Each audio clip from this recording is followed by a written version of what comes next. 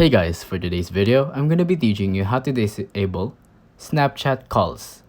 With this tutorial, you're gonna be able to ignore the calls. So, it's very simple. As you can see, I'm in the settings app right now. But before you do this, I just want you to know that you can block the person if they just keep on annoying you, or just mute them in the Snapchat app. But I'm gonna teach you how to block it without blocking them or muting them. So go ahead and go to settings and then privacy,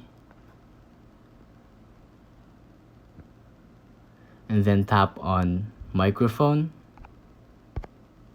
and turn off Snapchat, and do the same with camera.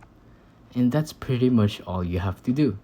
Once again, you can block the person or mute them, but if you really don't want to video call with them or even voice call, but you still want to keep in touch, then this is the best way for you.